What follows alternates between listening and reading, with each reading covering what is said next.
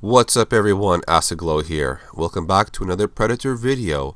So I want to go over the topic of how often they tend to die in various stories. Now in the movies, pretty much every Predator has died, but most of them have a long battle before they were killed. Now when it comes to the comic books, it's not that different. They were seen to die very often in the comic books, and I can understand how this would upset the fans because the Iwatya species are known to be the ultimate hunters in the galaxy, and in some stories, they've been killed off very quickly or too easily. Now, I have covered a few stories where the Predator has survived in the end, but those cases are very rare. Now, I think one of the reasons why these Predators are almost always killed off in the story is because they are so easy to replace for another story. Another reason might be because they want to portray the human race as a dominant species. Although we may struggle, we come to learn, to adapt, and to overcome any obstacle in our way. Imagine how different it would be if Dutch did not survive his encounter with the Predator. Now, there was another story in the comics where a Predator is located within the Everglades, and an escaped prisoner is seen going through the swamp.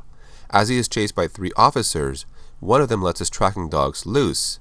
He is then separated from the group and is killed by the Predator. A second man is killed when the hunter ambushes him, and then the 3rd officer walks into a trap and is hung by his feet. Then the prisoner finds him, picks up his rifle, and is then killed by the Predator's shoulder cannon. Then, as the Predator approaches a final officer, he feels his life will end here, to die and rot away in the swamp. But the hunter stares at him and realizes he was unarmed. Then it speaks to the man and says, "Not much sport in it." The Predator picks up the dead prisoner and walks away, sparing the officer's life because he posed no threat. So that's another story where the Predator has survived. Now another story is about a rich widow who hires some men to hunt down a lion that killed her husband years ago, and when they start their mission the next day, they split up into groups. As one team goes deep into the bushes, a Predator watches them, waiting for the perfect time to strike. As they get closer, the hunter uncloaks and attacks them with its brute strength. They all get killed off, and gunfire can be heard from the other group.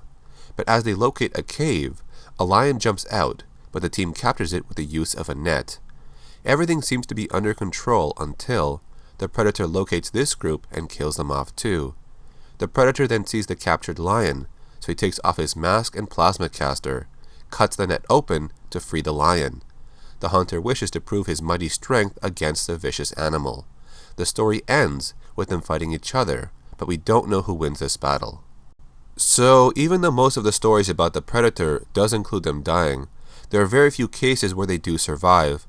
I think for the writer of that story, it's easier for them to kill off a Predator instead of the main human character. So I want to leave you with this question.